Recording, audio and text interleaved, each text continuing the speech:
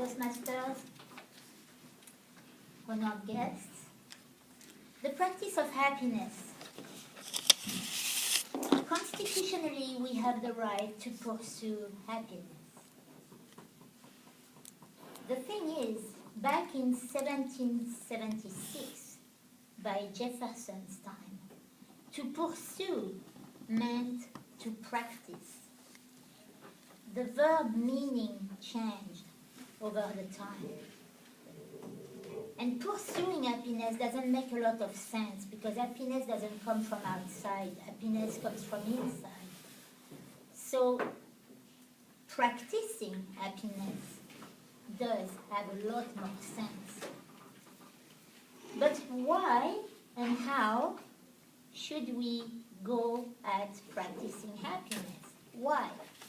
First of all, because it's pleasurable. It's good to feel good.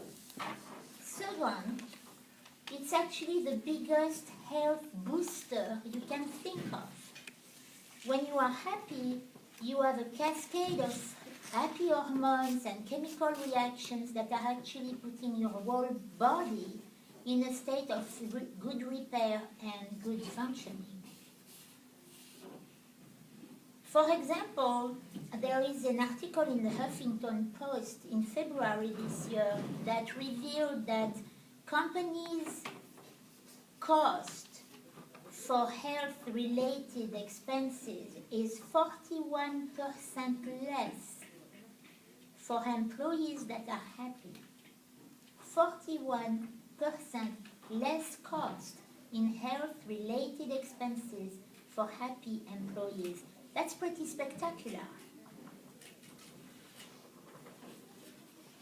It is contagious. A single person can actually cheer up a complete audience of from a few to a few thousand people. Only one person. It's completely possible to cheer up many, many other people if you're happy, just by proxy. Isn't that spectacular too? It makes the world better. It makes the world better because happy people are less aggressive, they are more responsive, less reactive, more generous, more compassionate, more open-minded, easier to go along and to relate to. So that way it makes the world better. It also, for the same reasons, makes your own personal relationships better. At this point, you all want, I suppose, be able to be happy anytime, all the time, on demand. I know I want. As a matter of fact, we can. We can be happy when we decide to be. It's not an external thing. How do we practice happiness? How can we elevate our level of happiness? We have several options. We can, first of all, take absolute responsibility, ownership of what we feel, of what we decide to react to, and how we want to react to, and even if we want at all to react. We might choose to cultivate everything that makes us happy. We might even choose to make it our way to make a living. Choose something that makes you deeply happy and you will be more successful in all ways. You can also just smile for no reason.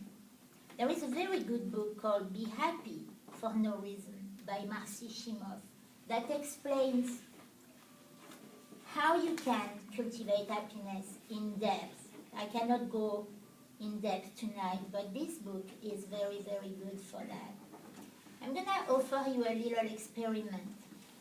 I want you to sit tall, to sit up, to throw your shoulders back, to put your arms up, to take a big breath,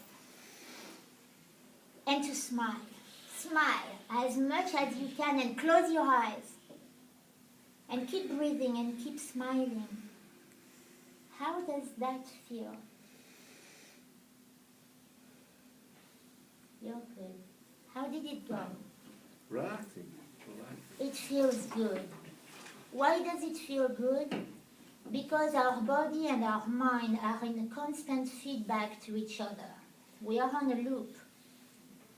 And every mental state corresponds to a physical posture and state as well. When you are holding the stance of happiness, even just smiling without any thought, you are actually having an effect on your brain chemistry.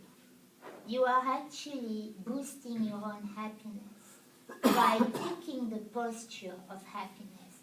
In the same way, if you slump and you contract and you frown and you stay like that, you're gonna go into blues thoughts. The body and the mind are that connected.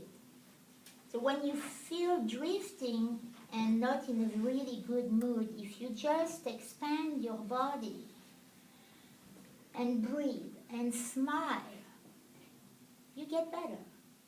That's a very good tool. It's one among many. However, I recommend that you practice happiness for your own benefit and also to make the world better, because when you're happy, you're like a lighthouse. You are beaming your light and it is contagious. So please cultivate happiness. Thank you.